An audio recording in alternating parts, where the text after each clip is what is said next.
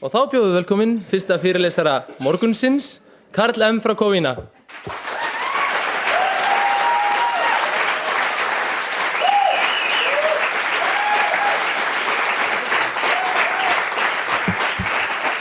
Good morning, my name is Karl, I'm an alcoholic. Hi, Karl. Let me get some water here real fast.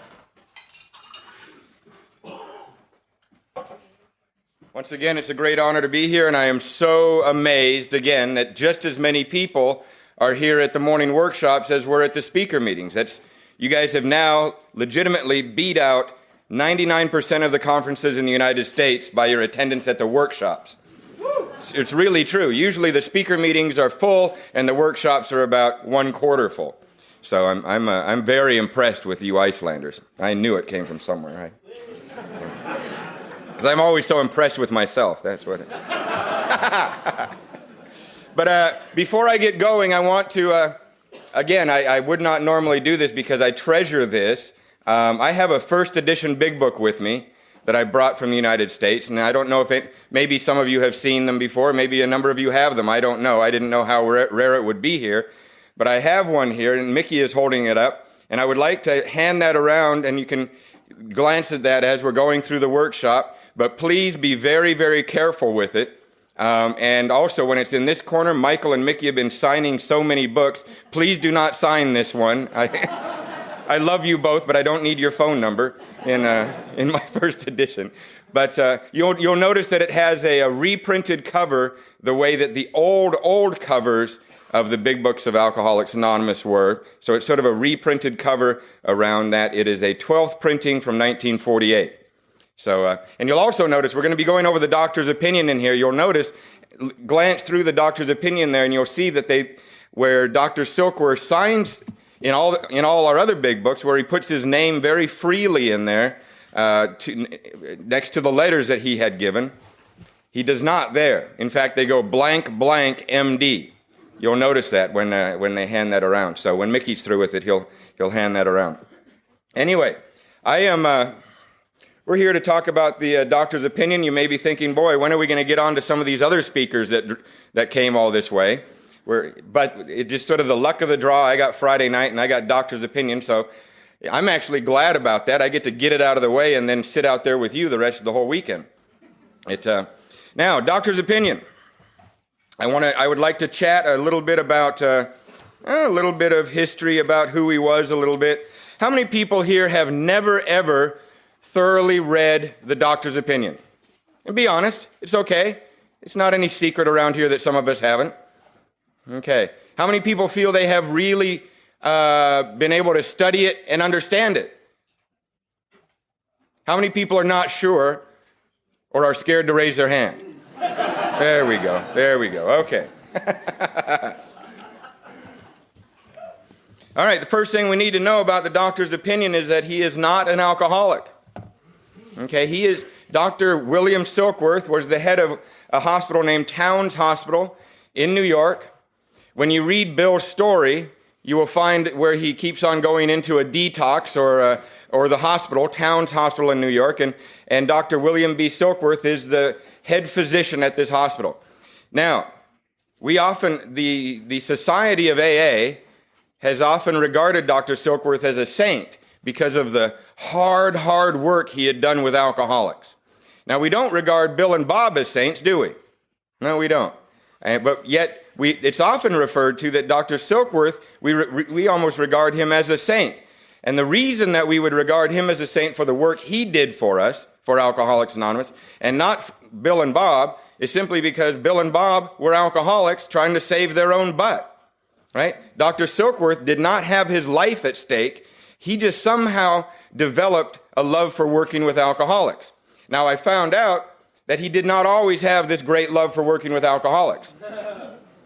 He came across it almost by mistake. He actually had been a very successful doctor and had invested a lot of money in the stock market and had also crashed. All of his financial resources had crashed in the market along with Bill. This is some of this great love for working with alcoholics. He came across it in the stock market. I've always wanted to identify with Bill, but not in that way. Anybody else invest in tech stocks around here? Anyway, and so he really was having trouble finding, Silkworth was actually having trouble finding a job because of the Big Depression. And Charles Towns offered him this job as head of the alcoholic ward at his New York hospital. Now, if you were a prominent physician, apparently had made a lot of money and running in great social circles, and now you are offered a job at a alcoholic ward in Towns Hospital, and you are going to be serving the bums off the street, it's really not something you're going to be boasting to all your friends about. Look at this. I now get to run the beds at the alcoholic ward in Towns Hospital. So he was not happy about it. It was not like a big move up in his career.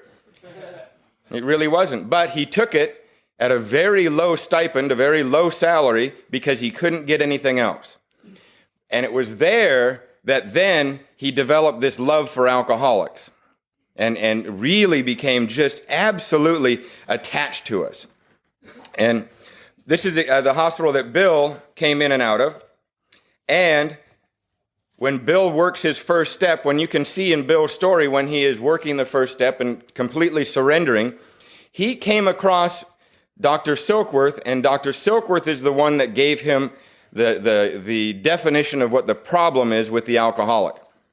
Now, Silkworth loved us alcoholics, and he knew what was wrong with us, but he didn't know how to help us. And that was extremely frustrating for him because doctors, yes, that's part of it. They love to diagnose a disease or diagnose a problem, but they also like to be able to follow that up with, and if you take these, you'll get better. Or if we do this surgery, you will get better. If you follow this prescription, you will get better. But he was at a loss. He did not know what the solution was for us, but he knew the problem. Now, if you've been in Alcoholics Anonymous for a while, you know there's three things that we need to have in our lives to stay sober. We need to know what the problem is, what the solution is, and what the plan of action to bring about that solution. We need those things in our lives. It's no different than if your car breaks down. You need to know those three things, don't you? You need to know what's wrong with the car, what the solution to that would be, and what the plan of action. Let's say you break down on the road. Now, you're not just going to go randomly changing out the battery, pulling wires, and pour in more gas, add some more oil, wash the windows, and see which one works, are you? Change a couple of tires, right? You're going to try to figure out what's wrong, right? That's the first thing you need to know. You need to figure out what's wrong. Is it indeed a dead battery? If you have found out indeed it is a dead battery, what's your solution? A new battery, right? And what's the plan of action to get that new battery? Go down to the store and buy one, right? So you need the problem, the solution, and the plan of action.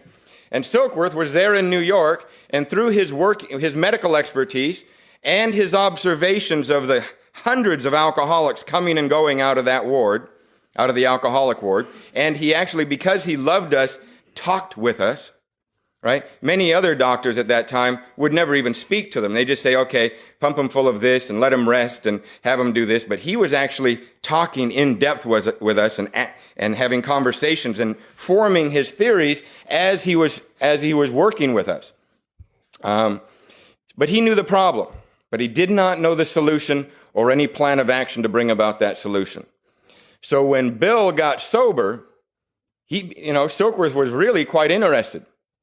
And that's when, after Bill got sober, Bill in the first 100 came back to Dr. Silkworth and said, you were a vital part of my being this solution that I have found, because I needed to know what was wrong with me.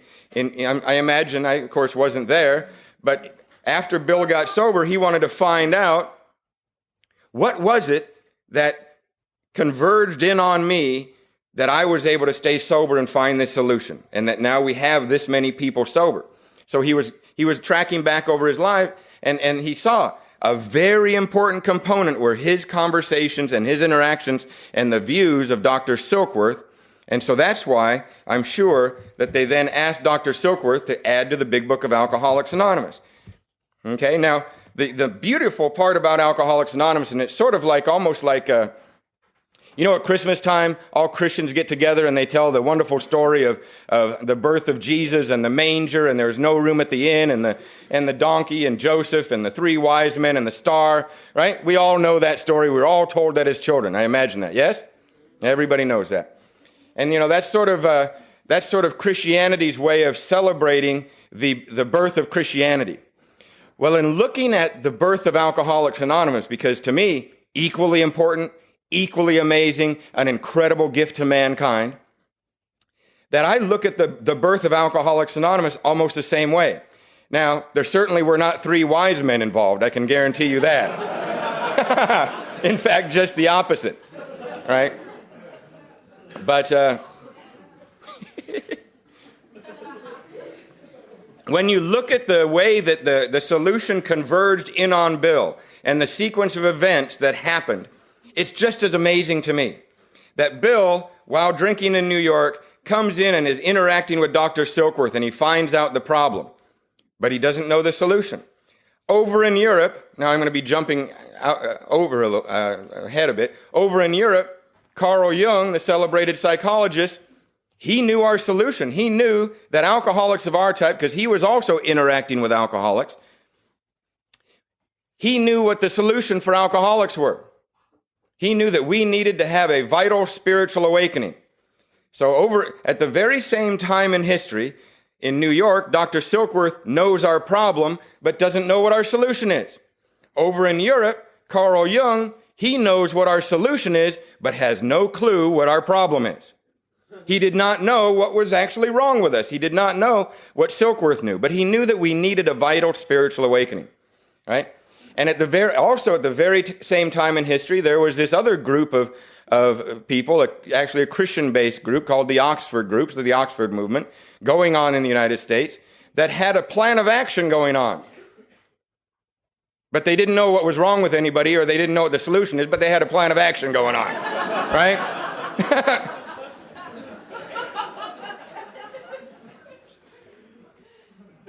And those 3 things, through a series of events, converged in on Bill W.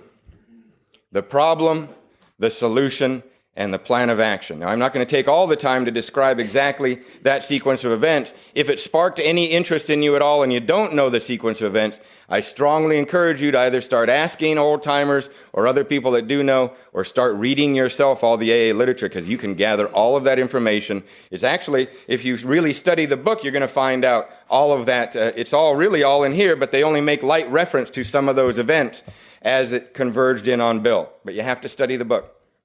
So anyway, the first thing apparently is they asked Dr. Silkworth just to write a letter of endorsement, right? You know what a letter of endorsement is. If you're going to put in a job resume, and maybe you're about ready to be hired, and they say, "Do you have anybody to vouch for you?" Right? So then you go to a past employer, or you go to if you have a family friend in town who's sort of a prominent business person or well-known who actually thinks well of you. Well, actually, that's right. Most of us wouldn't have that, would we? Yeah, somebody prominent who used to think well of us when we were drinking. Yeah, wouldn't be happening. All right. But that sort of thing, that Alcoholics Anonymous was sort of asking for a letter of endorsement from Dr. Silkworth.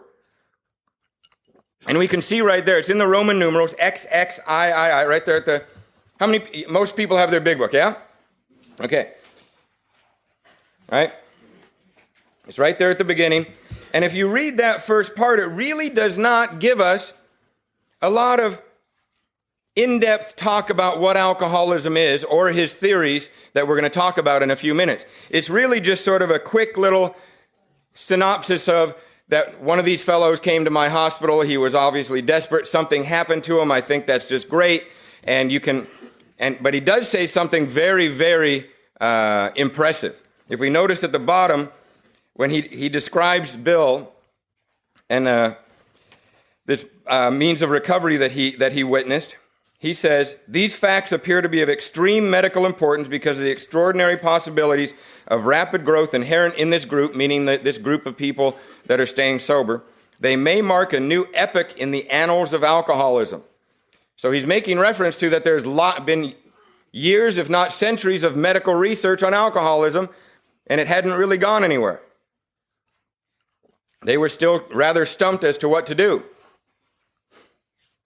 And so he makes a really big statement. Now, I really think that if you notice in that first edition that he did not put his name in there. I imagine he did not want to put his name in there because of how controversial this type of statement medically was going to be. Right? These days, we sort of take it for granted that alcoholism is a disease. Right? Most every insurance company will agree with that. What we call our American Medical Association agrees with that alcoholism is a disease. World Health Organization agrees that alcoholism is a disease. Pretty much it's a generally accepted medical view now that alcoholism is a disease. Not so back then. In fact, him saying what he was about to say was probably going to have most medical doctors label him as a quack.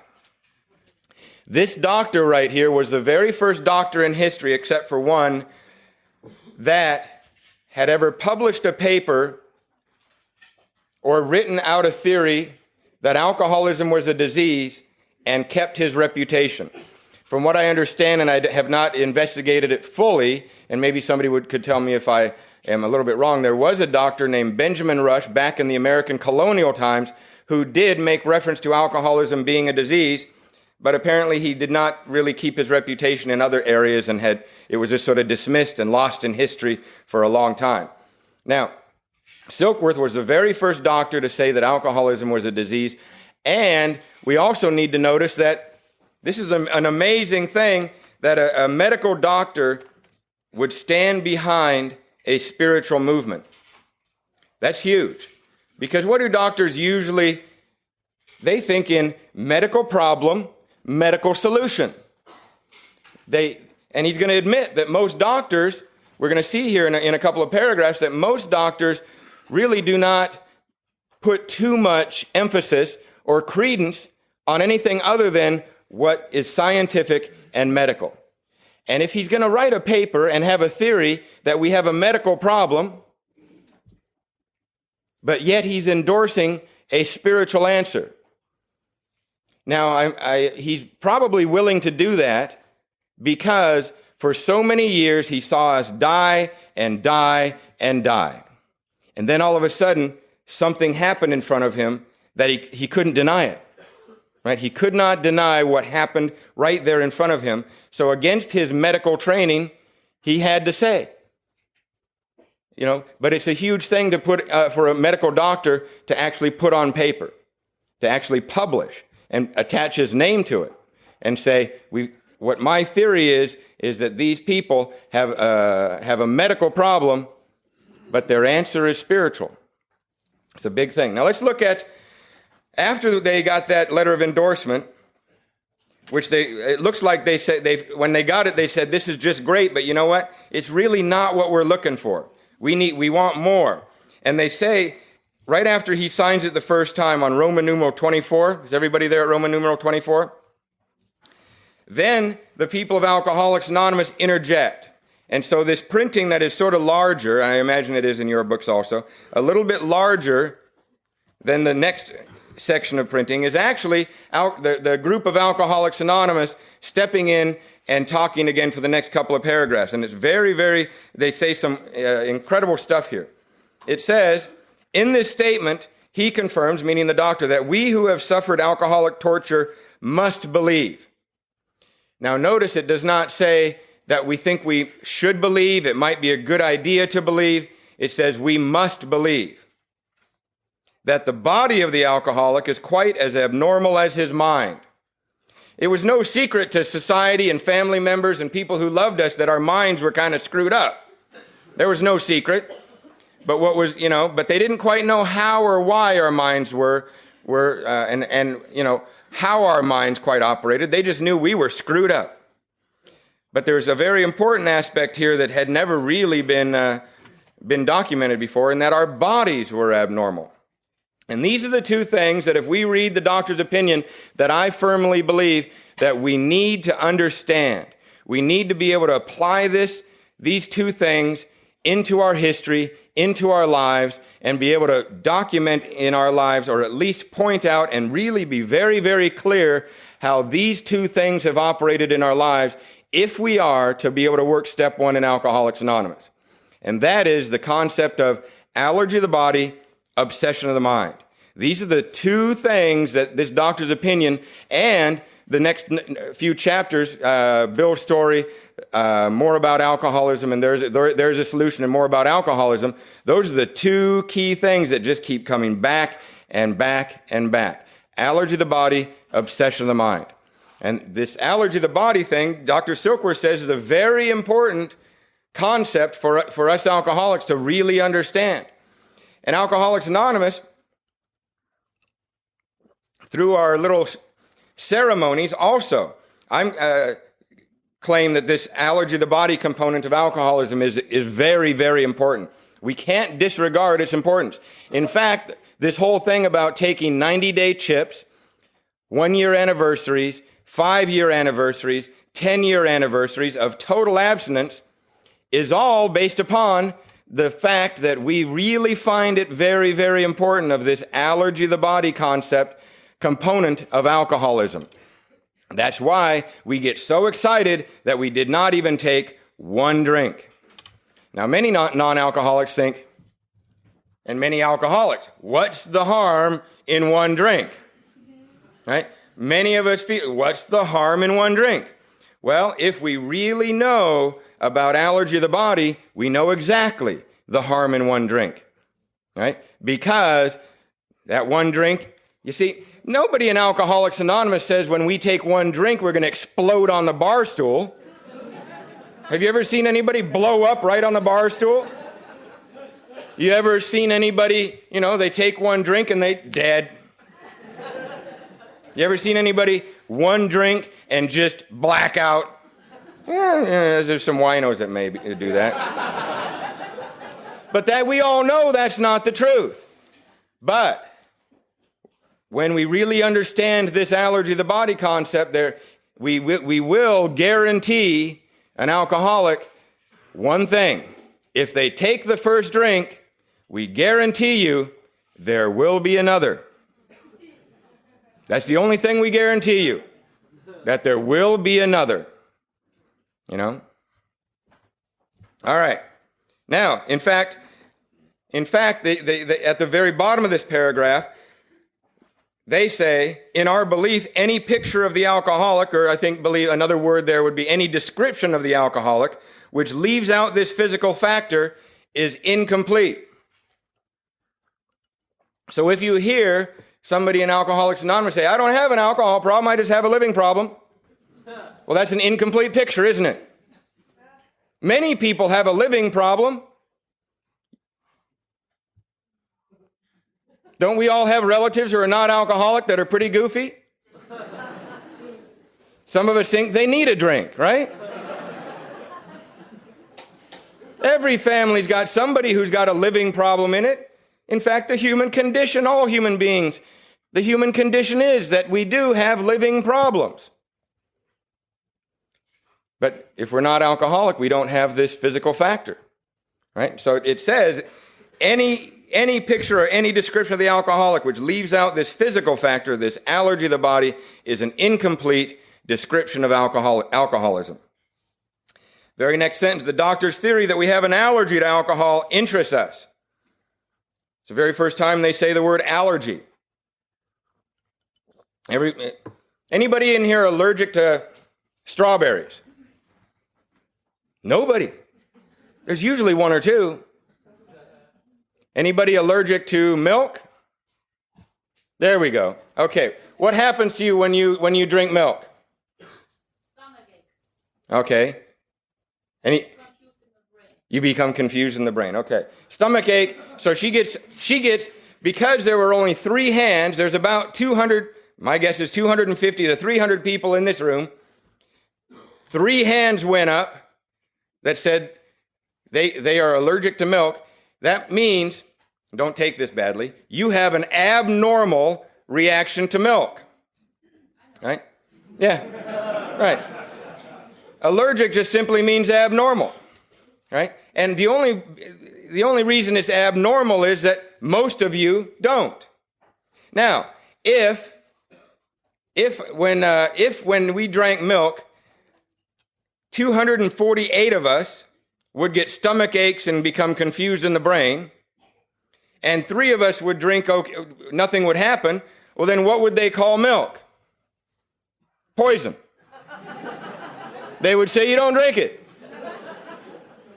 We never would have picked that up as being a normal thing for human beings to drink, right?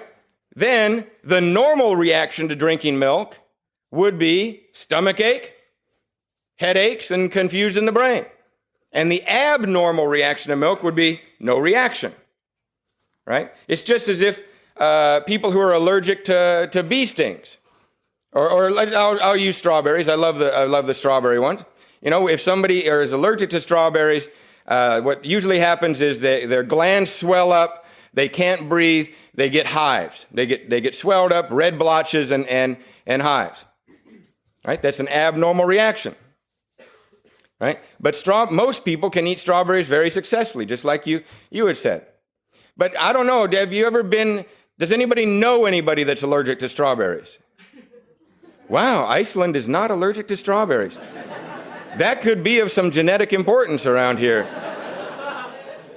Is Aya here? She should go tell the fellows at Decode about this.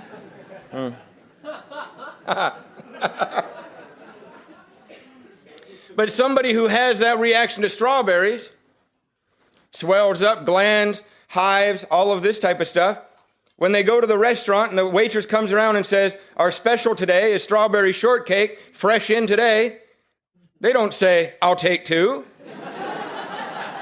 They don't say it. They go, no, not me. Keep that away from here. They also don't need to go to Strawberries Anonymous, do they? In order to be able to do that. They're just naturally able to do that based upon their history with strawberries. They've had bad experiences with strawberries. They now, with no question in their mind, no, not for me. All right? But me, with alcohol, I've got a terrible history with alcohol. Evidence in my life is overwhelming that drinking is a bad idea. You know? The waitress comes by and says, the specials are vodka kamikazes. I say, I'll take 2. I have the capacity to say that while my jaw is wired shut from my last drunk. Right? All right, but that's the mental component. That's the thinking component. The physical factor is, and I'd like to, do we have any pens for that? Yeah. Do we? And if you could bring it up here so I can grab to it, I'll just keep talking here. So, they're saying that we have a medical problem. We have this mental and physical abnormal relationship with alcohol. Great. Okay, they're saying we got 2. Can you guys see that? Most everybody, yes? Just two columns. One is physical, one is mental. So by this time, what they're saying in the doctor's opinion is we have both an abnormal body and an abnormal mind. And what do you suppose are what are some of the symptoms of this physical allergy to alcohol? What's the main symptom? Now, the symptom to being allergic to strawberries is what? Swelling of the glands, hives, can't breathe. Those are the symptoms that would tell us, oh, you're allergic to strawberries. What is the symptom, the physical symptom of being allergic to alcohol?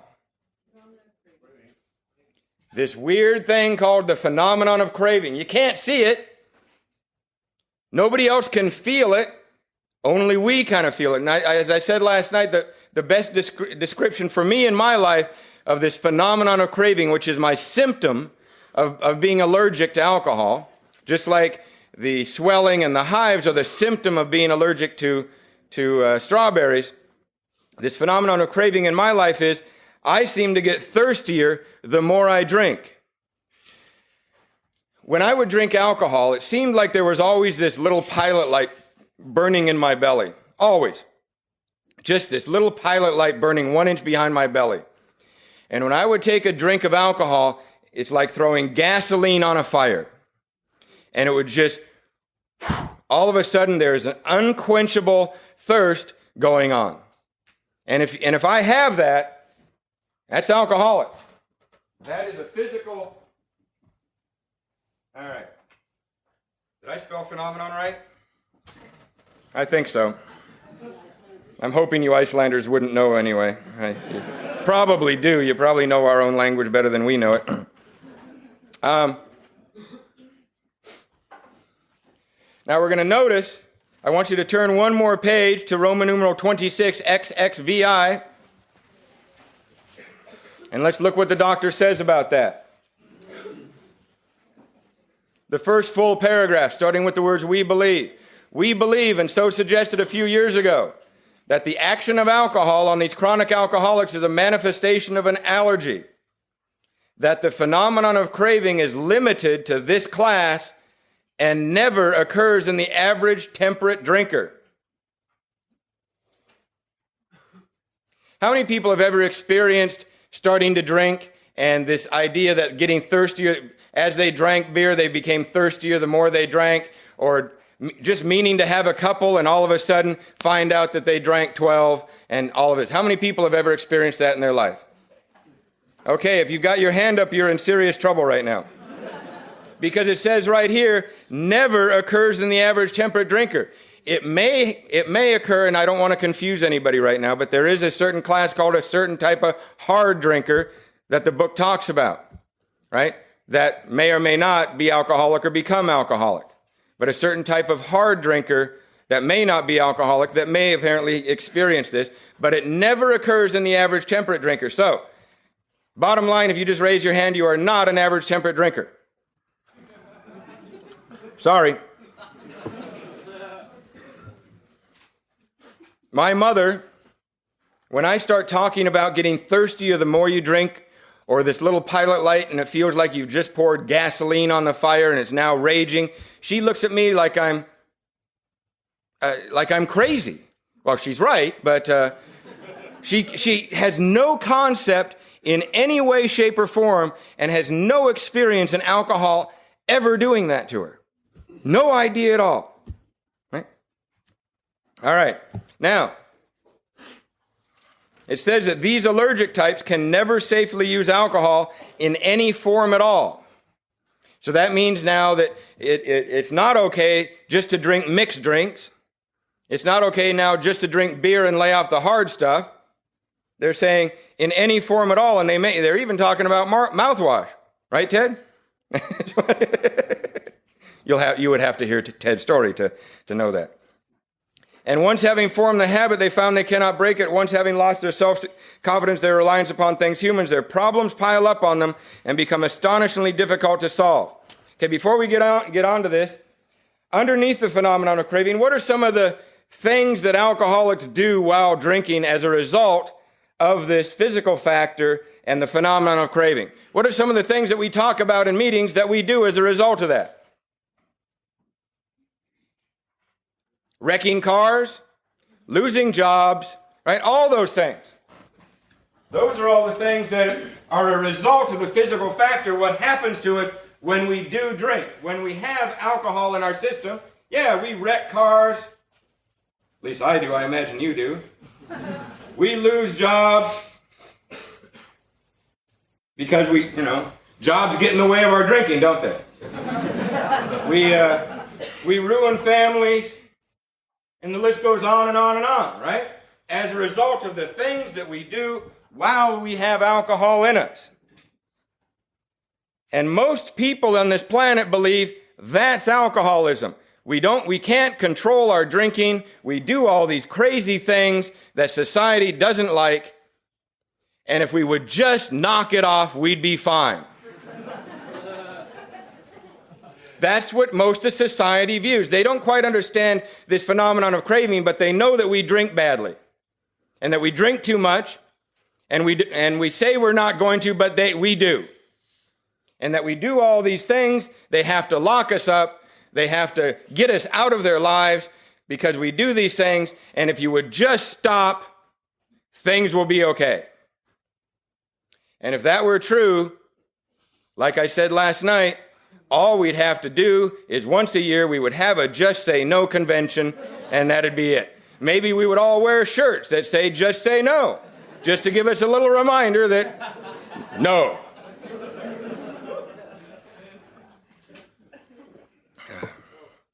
But there is another. Yes, Mickey.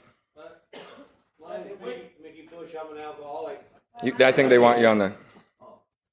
Hi, I'm Mickey Bush. I'm an alcoholic. Karl, Hi, Mickey. Do you have a definition or an explanation of what phenomenon of craving is or means? What's a definition of a phenomenon of craving? It is, well, what I've been trying to say is that for me, the way I describe it is that when I drink, I cannot stop drinking, and it is a physical factor of that alcohol has this abnormal reaction in my body, that I have this abnormal physical reaction of that I get this phenomenon of craving.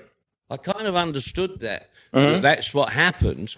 And the result of that happening is that I can't control my drinking. But what does it mean, a phenomenon of craving? What's a definition for phenomenon of craving? What is Well, I'm not sure the definition you're looking for, Mick, and I bet you anything you'll be clearing that up when you do your 1, 2, and 3. You're right. I bet you will. Okay. Now, at the bottom of page 26 again, what I'd like to show here is the next factor of it at the bottom. I love this paragraph. This paragraph describes my life better than any paragraph I know on this planet. It says, men and women drink essentially because they like the effect produced by alcohol. The sensation is so elusive that while they admit it is injurious, they cannot, after a time, differentiate the true from the false. To them, their alcoholic life seems the only normal one. Quick question, how many people here are on probation or have been on probation? Did you know that that is not normal? That is not a normal life. Many of us think that just get so used to having a probation officer that we just think it's normal.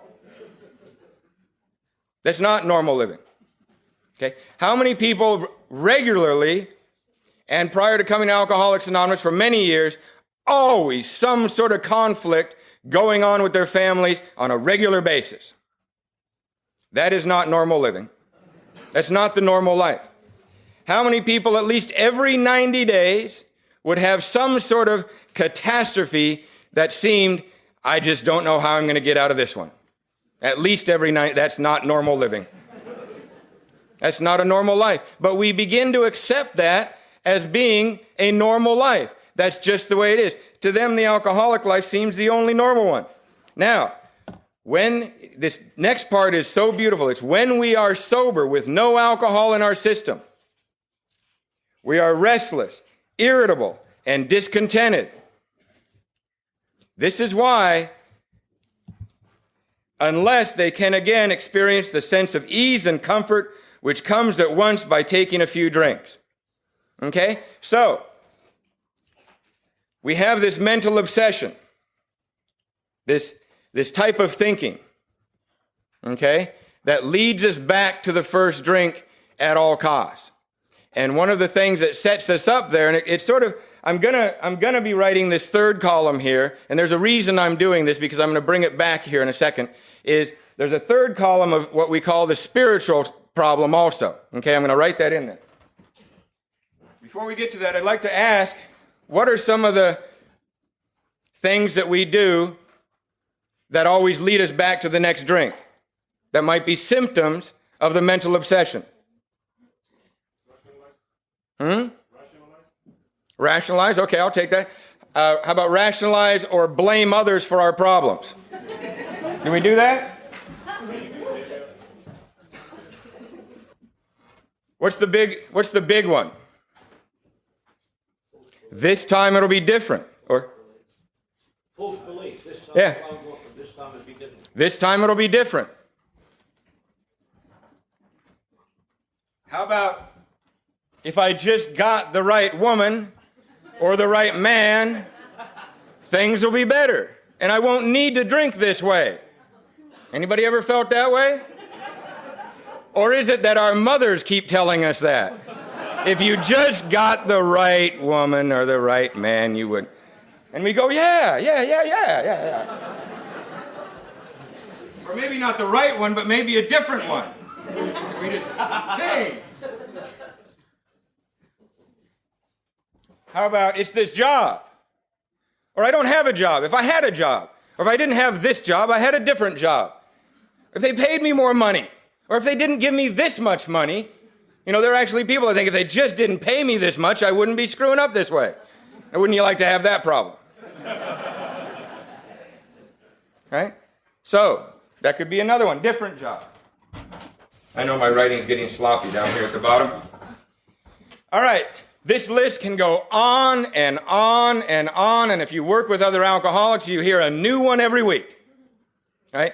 Of the reasons why that if they just did this, this is going to be okay. And we have to understand that you can put anything into column number 2, it doesn't matter, and column 1 is going to be there. You could actually even start telling yourself the truth about all these things in your lives and not have any of these thoughts. And if we drink, column 1 is still going to be there. Right? But it seems like when we combine those two, this strange thinking, this lying to ourselves and others, especially to ourselves, and this strange drinking, we're in serious trouble. We're going to the gates of insanity or death. And as a result of that, I believe, is that we develop serious spiritual problems. Now, all of mankind has spiritual problems, not just alcoholics. Everybody has spiritual problems. That's the human condition. That's why mankind, so many people have turned to religion. They're always going to self-help books. They're always turning to something. Mankind naturally seeks God. It's just been a fact. Ever since man even had the concept of this stuff, they've always either sought God or created something that they could believe in. Ancient times, they would create pagan gods that just as a grasping at straws to try to answer these spiritual questions that they've had. If you study history, they've always done that, alcoholic or not alcoholic. Man has always sought God. Now, when you combine these two things, this crazy drinking and this crazy rationalizing thinking, this insane thinking, and Mickey's going to go into really beautiful definitions of that when he gets into his workshop. Now, when we combine those two, we're in serious, serious trouble. Now, what I'd like to do is real quick, we're going to hop up out of the doctor's opinion for 1 second to get, or first of all, before we do that, I want to put this restless, irritable, and discontent under the spiritual problem column. Okay? These are symptoms of our spiritual malady, that no alcohol in our system. We're trying desperately not to drink again. We're trying to cover all our lives from the last drunk. We're trying to figure out how we're going to get away with our next drunk. Got all these problems going on, and we become restless, irritable, and discontent. You ever felt that way where it's just been too long? We've been too good for too long. And damn it. And we start going through our minds all these other things. If that woman or that man would just straighten out, if that boss or that coworker would just leave me alone or do what they're supposed to do. I mean, that coworker, they do this, it creates so much more work for me. If I just had more money, I wouldn't be always just every night worrying about the bills. And if my mother-in-law would get off my back and the kids. Oh. Right? This restlessness, irritability, and discontentment starts to trigger all of those, blaming others for everything. And sooner or later, just like it says, let's go back. I'm sorry for jumping up real quick. Back to the bottom of page, Roman numeral 26. They are restless, irritable, and discontent unless they can again experience the ease and comfort which comes at once by taking a few drinks. Drinks they see others taking with impunity. We all know that feeling. We're there just pulling our hair out. If that coworker, that job, that wife, that husband, if we could just get them off our back, and we get to the bar, and we get that first drink in, and we're just about ready to explode, and we get that first drink in, and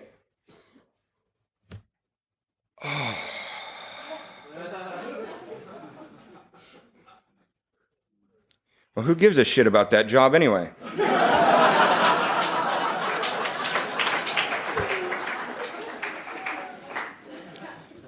That wife, I was single for many years before I met her. Right?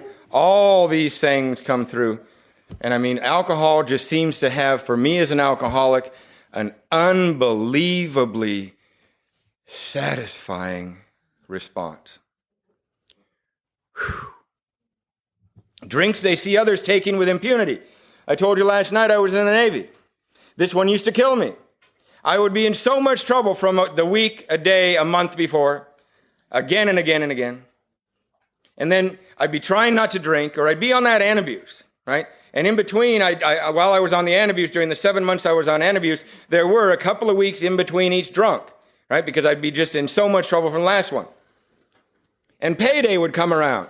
And all the sailors would line up at what they call the dispersing office, and paychecks were handed out, and it's usually on a Friday, and we'd be pulling into port, and all the sailors would have their paychecks in their hands, and they would be off to the shore.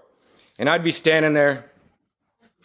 Now, I'm usually often restricted to the ship if I'm in too much trouble, or I'm thinking, I can't go. And I'd see them all take off onto shore with their paychecks, and arm in arm, and singing songs, and they're off to have a great time in a foreign country. Just great. And this is the part that used to baffle me. Many of them, many of them would come back on the same night with most of their paycheck still in their pocket. I would talk to a few of them the next day, and they'd say, oh, yes, I have a wife and children at home. I'm going to be putting most of this paycheck. I went into town, I cashed the paycheck, I went out to the bar with the boys, but I have a wife and kids at home. I need to be sending about 70% of this check back home. And I would stand there in disbelief. Because they are drinking with impunity, without punishment. They are in full control of their drinking. Now, it's not to say that every once in a while they did not get drunk. Non-alcoholics get drunk. But you know what they do? They plan on getting drunk. They decide when and where they're going to get drunk. They decide who they're going to get drunk with. They make a decision that they're going to keep their clothes on the whole drunk. And they do those things, and they know it's like they go, oh my goodness, it's New Year's coming up, right? New Year's Eve, and they know, you know what? I usually drink about 6 or 7 drinks to get drunk. And they drink 6 or 7 drinks to get drunk. And they have no idea. The non-alcoholic does not really know what it means to continue drinking while already drunk.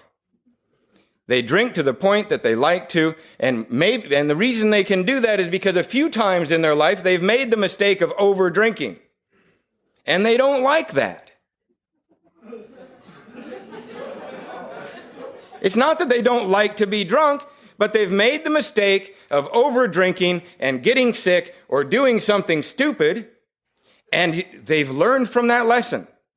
Isn't that bizarre? And so that if they're going to get drunk again, they know how many drinks they're supposed to drink, and they drink that many, and they stay with the people that they left with. Isn't that a bizarre one? They go out with Fred, Jim, and Sally, and they stick with Fred, Jim, and Sally. And they have their party, and they drink to this point where they like to get drunk, and they might have a little hangover. It's very strange stuff.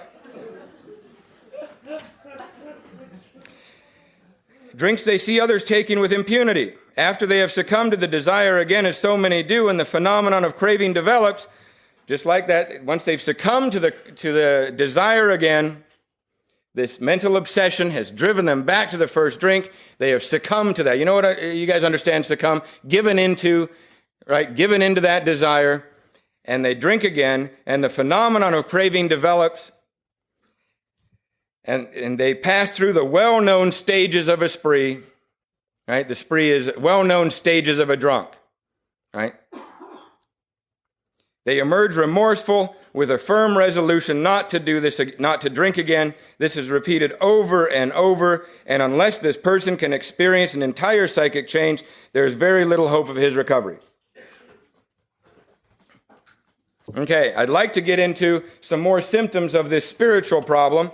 It's up on page 52, not Roman numeral 52, but regular 52, in We Agnostics. We had to ask ourselves why we shouldn't apply to our human problems the same readiness to change our point of view. Here's the part I'm talking about. We were having trouble with our personal relationships. We couldn't control our emotional natures. We were a prey to misery and depression. We couldn't make a living. We had a feeling of uselessness. We were full of fear. We were unhappy, and we couldn't seem to be of real help to other people. Anybody ever felt that way in their life? Or any combination of the above? Yeah. Okay, let's try to, I'm just going to put down some initials for it. Trouble with personal relationships. Can't control our emotional natures. Misery and depression. Can't make a living. Full of fear. Unhappy. Can't be of help to other people. I'm putting that circle with a line through it like you can't, right? You ever seen those things? All right. So these are all symptoms of serious spiritual troubles. Okay? Now, I'd like to go to page 64.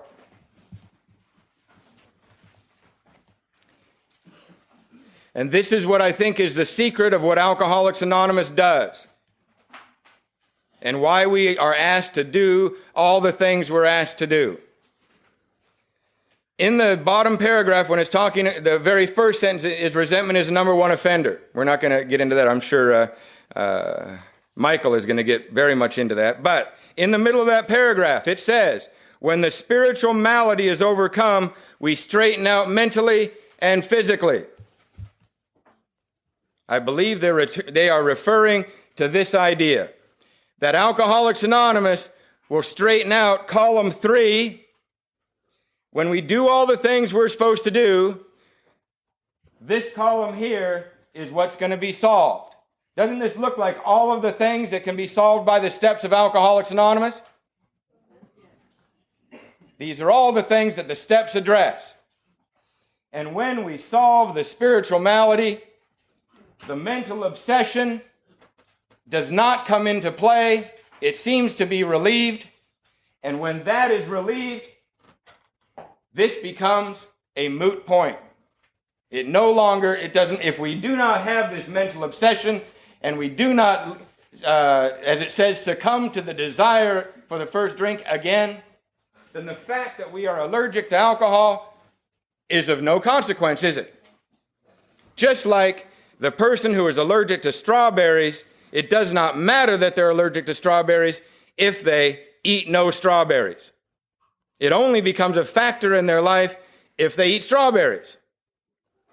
I'm convinced that Alcoholics Anonymous is designed to do just that, to address the spiritual malady which then relieves the mental obsession and makes the physical factor null and void. It no longer is, it is not a factor in our lives. Okay. I think I have gone long enough, and we'll now turn it over to a question and answer period if people have questions. Okay? Anybody got questions? Or is everybody dying for coffee, cigarette, and bathroom? Was my recovery have been sober for 17 days? Is it a good recover? I'm not quite able to hear. I'm very sorry. How good is my recovery if I've been sober? For 70 days?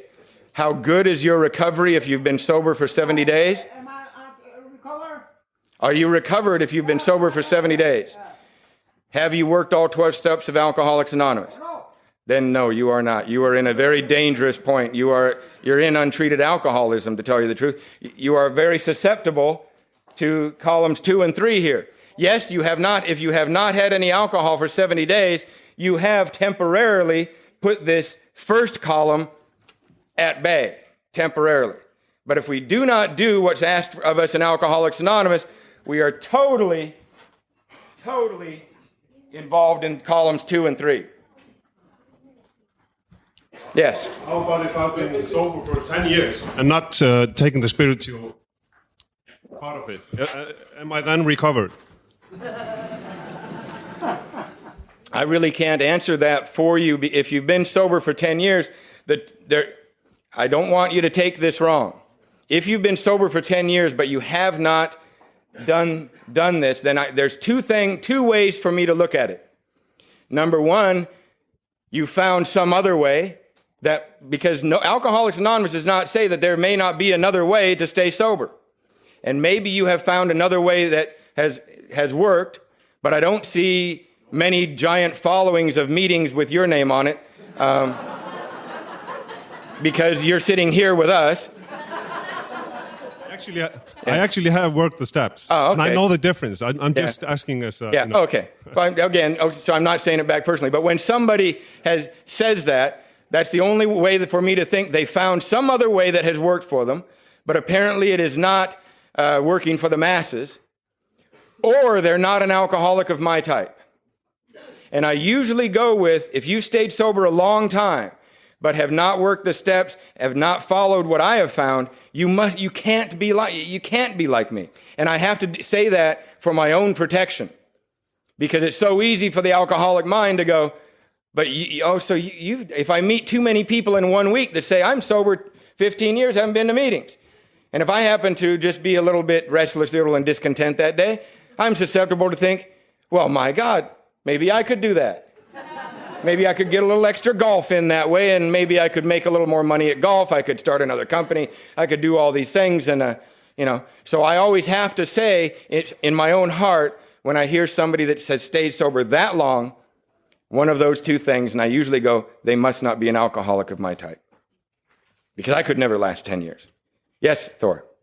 In direct relation to what he was saying is. A person staying sober a long time on the fellowship alone is a very common thing in many parts. Mm-hmm. Now, the steps are the solution that the AA book talks about. Yes. But obviously, a lot of people have stayed sober on the fellowship alone. Could you go into that a little bit? I would say that is a great, that shows, again, the power of Alcoholics Anonymous, that some people are able to just, again, stay sober that long just on the power of the fellowship. But, again, do you see them in the middle? What I always want to say, do you see them in the middle of the night? Do you see them at home in the way they're interacting and reacting? Are they happy with their lives and feeling really useful? Yeah, you see? They're still, this third column is still at a big play in their life, right? When you haven't worked the steps. And God, what a terrible way to live. And you see, I can't imagine myself as I am being able to live with that in my life too long before I would drink again. Because I just am always somebody seeking relief. I really am. And I have found better relief in Alcoholics Anonymous than that now. Yes, Mike. I just want to make a comment. I think you did a wonderful job on this, on Doctor's Opinion. Absolutely fabulous. The one thing I wanted to say to this gentleman, in the big book, it says, after step 9, those promises come after step 9, and there's no way you might be able to stay sober, which some people call dry. But to really have the promises come true in your life, you have to have done the steps. The promises come after step 9. Where do I stand? If I've been sober for 70 days, I'm proud of it. I'm very proud of it. You should be. Yeah, but this guy over there, River, has been sober for 10 years. Is he in a better condition but me?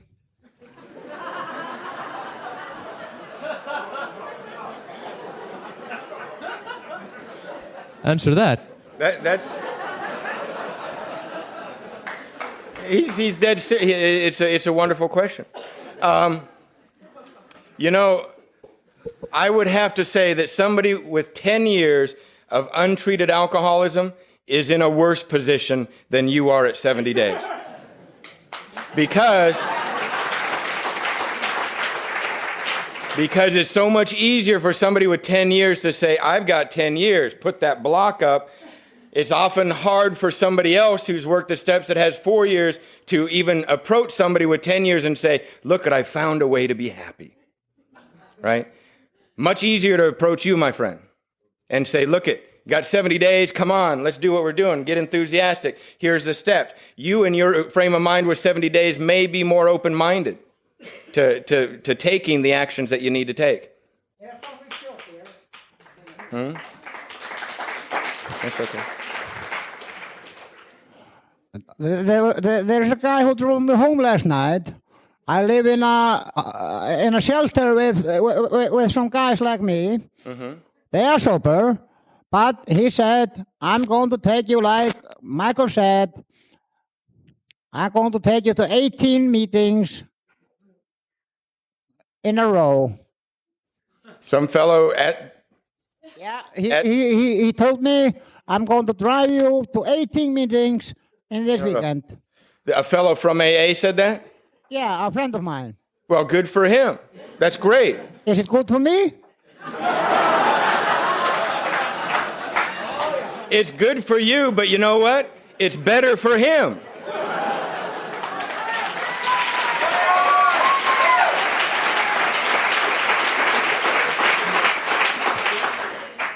My name is Oscar and I'm alcoholic. Hi, Austin. I've been without the drink for nearly 5 years, and I'm just starting to work the step now, and I'm at the 4th. And I can say for myself, it's not been a soberness just without the drink, because I had all the shit. Yeah. You know what I'm meaning? Yes, I know exactly what you mean. Yeah, and it's a great. We need to hear this again and again, of people who have experienced. Yes. And since I started, I just can feel immediately, difference. Yeah. Yes. From being without a drink or being a sober. Yeah. And what it is that if you're taking the steps, we're clearing away enough of the wreckage that God can naturally enter. It's just that simple. And we feel it. It's an amazing thing. A human being without a contact with God is incomplete and will reach and grasp at all sorts of things to try to get comfortable as a natural reaction. Yeah. Hi, Karl. Hello, Mick. Hi, everybody. My name's Ricky Bush, and I wanted to make a comment with... is it on? Is this working? And that is, there's a total difference between being sober and living in sobriety. Sober is the abstinence of alcohol and drugs from your body. Sobriety is the abstinence of alcohol and drugs from your body with a clear thinking and understanding. See, alcoholics must have one or two things, alcohol or program, because they're the only two things that treat the disease. So you can stay sober on the fellowship. You can stay sober, but our book says we think elimination of our drinking is but a beginning. A far greater demonstration of our principles lies before us in our respective homes, occupations, and affairs. So I got to stay sober, but working the steps is what's going to induce the psychic change that Karl talked about. Absolutely essential. Otherwise, there is very little hope of his recovery. We've not only got to stay sober, but we've got to recover from the effects of alcoholism. And if we don't, we get so painful. There's an old saying that there's no greater pain than an alcoholic who relapses and has a belly full of booze and a head full of AA. But I'll give you pain worse than that. You get sober here and just stay sober without a head full of AA. And you will hurt like you don't want to hurt. You will hurt so bad you will have to drink again. Because sober people drink again. The pain of the familiar becomes preferable to the pain of the unknown. And we have to go back to satisfy that restless, irritable, and discontented feeling. See? Otherwise, so that's what the importance of the steps is, to induce the psychic change. A psychic change is what induces a psychic change is 12 spiritual steps. And if you don't done the steps, you ain't induced a psychic change. If you don't induce a psychic change, there's very little hope of your recovery. That's why the importance. Oh, you can stay sober. SOBER, son of a bitch, everything's real. That's all sober is. But it ain't recovery and it ain't sobriety either. You know how they have those little, when you go to the movies and they show you little previews of the movies coming up? You just got a little preview of Mickey for later today and tonight. There you go. Hi, my name is Inga and I'm an alcoholic. Hi, Inga. Could I have your definition of an old-timer, please?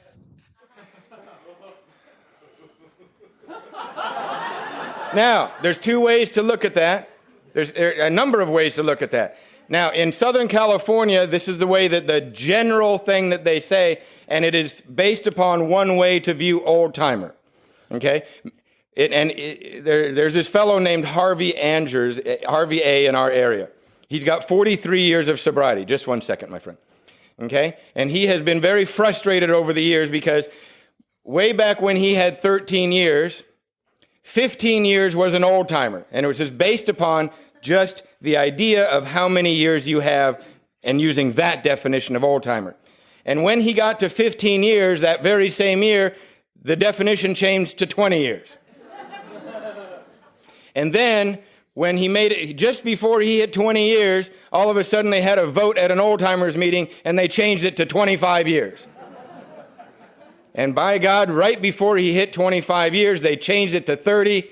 And now that's where it stands right now in the Southern California area on when they define old-timer, on when they have an old-timer meeting, you have to have 30 years to share. When they at conferences, when they have an old-timer meeting, only those with 30 plus years can share or read the steps or anything like that. And we all sit back there going, ooh, ooh, right? Now, the other thing is the difference between, on the idea of, is somebody an old-timer, and we use that affectionately for someone who has been active in Alcoholics Anonymous for a long, long period of time, or the sort of senior person in one's group, or the senior group, a small senior group within a larger group in a certain town. There's always the group of old-timers. This is the other way to look at it. Someone who has been active consistently for a long, long period of time in Alcoholics Anonymous. Not somebody who just happens to show up on the scene and say, well, I haven't had a drink in 25 years. I've only been to 3 meetings. And I want you to respect me and treat me like an old-timer, a revered member of your group. Well, no. No. So there's two sort of ideas there. Just the basic numbers of years, and then, of course, the idea of someone active, long-term, and in a sort of a senior group within their larger group. Yes. And I'll get back to you in a second, Paul. My name is Vidar, and I'm an alcoholic. Does there stand anything in the book about old-timers? in the big book. Yeah, there were none when they wrote it. Yeah, but is there something that says something about old timers in the book? No, So it really does not. It does not even mention sponsor in the book. So it really has nothing to do anything with AA. Well, it's become within our custom of our society. Now, I do need to say this. Any society that is going to survive long term must have these two components. Must respect and learn from their elders, and must teach their young. And Alcoholics Anonymous does that, right? We respect and learn from our elders, and we teach our young. Any society, whether it be something like this or any other society, if it were a society of people stranded on a desert island, that society would have to get those things going to survive. Teach their young how to survive on the island, and respect their elders who already know how to survive on the island and learn from them. Every society must have that. And I'm very proud that Alcoholics Anonymous has adopted that basic tenet, because if we didn't, we wouldn't survive. 1 second. Yeah, there we go. Doctor. Yeah. Paul. Hi, Paul. An old timer, if you go to an AA meeting and there's someone in that meeting who wasn't born when you stopped drinking, then you're an old timer. That's all. That's right. I love that one. Yes. We may want to wrap up so that we have enough time for lunch, because we're going to start again at 1 o'clock, and you're in for a great treat this afternoon, so don't stay too long at lunch. Thank you for your attention.